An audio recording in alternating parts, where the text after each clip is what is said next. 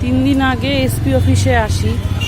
আসার পরে এই বুড়া কুকুরটাকে দেখি, এর যে পেছনে পোকা ধরে অন্ডকোষের মধ্যে পোকা হয়ে গেছিল, হাত পা ফুটো হয়ে পোকা ধরে গেছিল।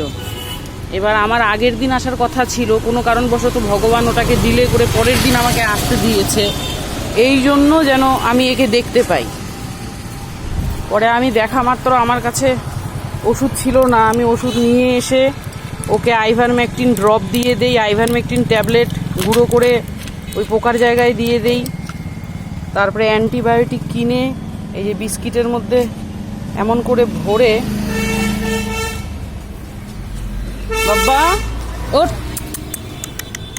এনে এনে, তাও যে লেজ নাড়ছে, নে ওকে খেতে দেই। খাও খাও, ওঠো ওঠো ওঠো, ওকে খেতে দেই, ও খায়। এবার ওকে গত 2 দিন থেকে খুঁজে বেড়াচ্ছি, পাচ্ছি না। এই যে আজকে সকালেও এসছিলাম, পাইনি। এই যে এখন বাজে দুপুর 2টো, আমি নিজে ডাক্তার দেখাতে এসছিলাম পার্পল লোটাস ক্লিনিকে। তো ডাক্তার দেখিয়ে আবার এলাম, তো ভগবান ওকে পাইয়ে দিয়েছে। চেষ্টা করলে ভগবানেরও দেখা মেলে। বলে বাবালে, মেডিসিনের জন্য অনেক পোস্ট করি, কিন্তু মেডিসিন কেউ কিনে দেয় না। শেষে এই যে জেনেরিক মেডিসিন কিনে ওদেরকে খাওয়াচ্ছি, কারণ খাওয়াতে তো হবেই, যেন কাজটা করে। বলে কুকুরটার প্রচণ্ড বয়স হয়ে গেছে। খা, দেখি তোর পিছনটা,